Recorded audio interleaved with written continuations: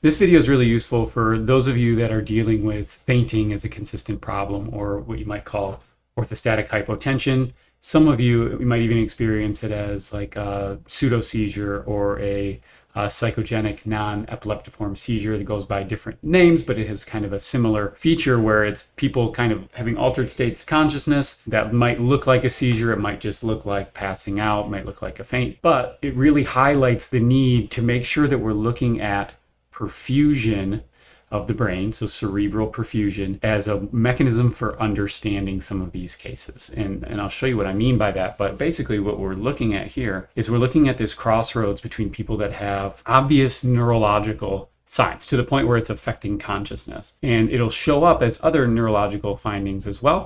For the discerning physician, you may notice some of these things. For those of, if they're less discerning, they might just kind of get brushed off as anxiety or faking it. And that's pretty common. But in this case, you're going to see someone that has a history of having several concussions, which is obviously going to lead you down the road of thinking like, this is something that's based purely in like brain functionality, which I think is reasonable. And as you're looking for a solution to that, though, what I also want to highlight is the importance of meshing that, especially when we look at problems that are orthostatic, when we have anything that is a fainting type problem or a loss of consciousness type problem. We have to understand the relationship between perfusion or blood flow to the brain at the same time. And here's a good example of why that is. So in this case, lots of findings looking at different types of tremors. We see titubation of the patient's head during different movements with her eyes, different problems related to cerebellar outputs and rapid alternating movements, problems with gait to the point where we've got to use crutch to be able to kind of walk okay and be able to stand for any reasonable period of time.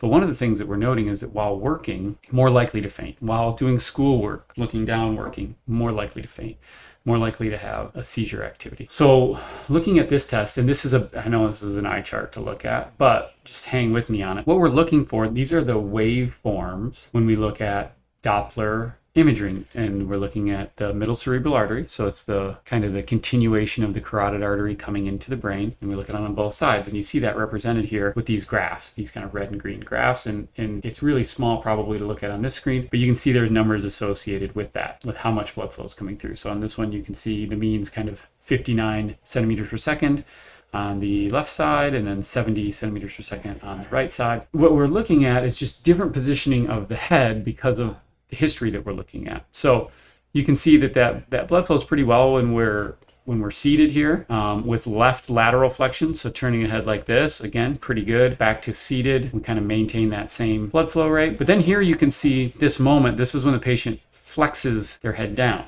like this, chin to the chest. And then you see this drastic drop in blood flow that's coming from the left middle cerebral artery. And then same thing on the right, not as drastic, but significant nonetheless. We don't want to see any more than a 20% drop. And here you can see that. And then this right here on the back end is when the patient picks their head back up, and you can see that return of the blood flow there. And you can see the same thing on the right hand side. And then we do the same one again just to make sure. So this is the kind of the tail end of the previous test here. And then you can see again that same drop, that same level of drop, and it captures, we can call it 60 centimeters per second to 16 centimeters per second, which is just a tanking of that number. And you can see over here, it doesn't drop quite as hard on this right side, but you still see a drop from 70 down to 47. And then it returns back up to 64 and 77 once the head comes back up again. So in this case, you have somebody that's working with their head down most of the day, and then we're wondering, why we're running into these problems where they're fainting, where they're passing out. And not only passing out, but just think about, like, if you were kind of like partially, being choked throughout the day, like, you're not going to operate optimally. So we might see things that maybe it's not as severe as losing consciousness and falling on the floor, but maybe it's brain fog. Maybe it's having a hard time just paying attention or thinking or having a memory. So I think these are really important constructs to pay attention to, and I think we're guilty of overlooking them quite a bit. So in this case, you can see,